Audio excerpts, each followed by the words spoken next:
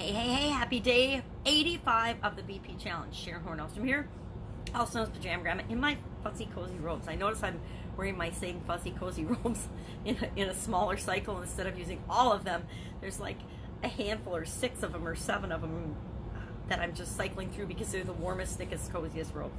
And when it's below 0 outside, maybe it's cold outside and I want to be warm. I don't know if it affects my blood pressure or not, but I just feel better when I'm warm and cozy. So today we're talking about automation. How do we take the process that we're analyzing and make it automatic? How do we make it a habit? How do we make it so that we don't even have to think about it anymore and it just automatically gets done? Our challenge today is going to be to look at the process that we're analyzing through this segment and find one way to make it automatic. Find one way to make it so that it just gets done. Yesterday we talked about scheduling it and things like that. That might be one way to make it automatic. It might be delegating the responsibility of it to somebody else, which we're going to talk about tomorrow, and so that you know it just always gets done and you don't have to necessarily do it. Now that works with some processes. For me, monitoring my blood pressure, probably not going to work. I'm not going to make it the doctor's responsibility to monitor my blood pressure once a year and think that's going to get me the result I want, right?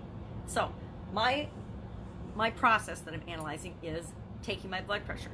So what is a way that I can automate that process? What is one way that I can automate that? Maybe it's through technology. I think I've mentioned that I've got the wrist cuff that you push a button. I just have to clamp that on. I don't have to put it around and pump it up or anything. It's just a little wrist thing. I put it on my wrist, I push the button. I should demonstrate that. I should demonstrate that before the end of the challenge and show you how I actually do that. But that's one way to automate it, through technology. Find a device or technology or an app or a system. Nowadays, there's so many mobile apps. There's actually a mobile app for almost anything you can imagine, and there's thousands of them being created. I can't remember the frequency, how many a year or how many a day or something, but there's like thousands and thousands of apps always coming online.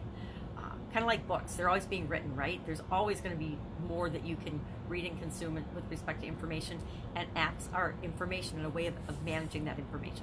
So maybe there's an app you can find that would automate the process.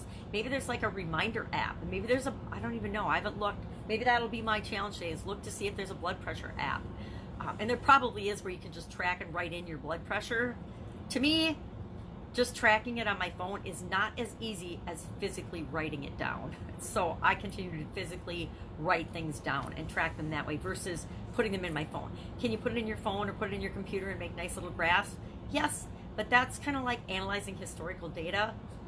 For me, and if I'm going to make decisions based on that data, I'll go ahead and I'll track things and I'll analyze them and I'll make them into pretty graphs and see how they're trending.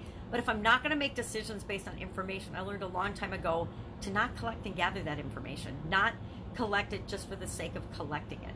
Oh my God, revolutionary, right? We don't need to continue to do things when they're not adding any value to our life.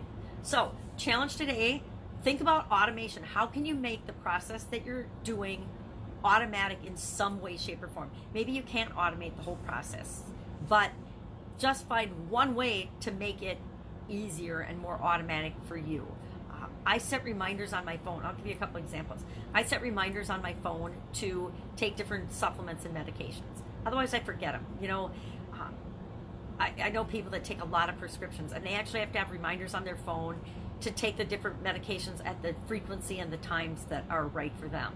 I just have simplified things so that I have like a 4-time-a-day system that I use, but I still need reminders to take those because we get busy in our lives and we forget. So one of the ways I've automated making sure that I stay on top of my supplements, which keeps my blood pressure down, is by setting alarms. So I set alarms 4 times a day to make sure that I get reminded to take it. That's one way to automate it. So I don't have to remember anymore to take them. I know when that alarm goes off, this is what I need to do.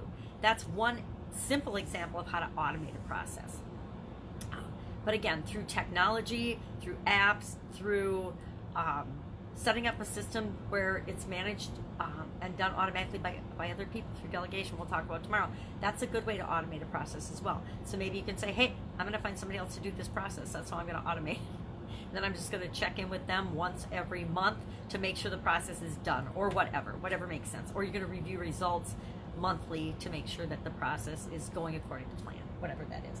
we'll talk about that with respect to continuous improvement. So automation, the more automatic, the more we can make something a habit or routine or automatic, the easier it is to continually do that. I think I've shared the story about the water. My dad taught me to drink, in order to get your 8 glasses of water. It's hard for a lot of us. You put it in a location that you walk by often, and every time you walk by it, it triggers the take a drink of water. And then once the glass is empty, you fill it up and do it again. You just keep doing that throughout the day. And it's easy to drink 8 glasses of water if you do it that way.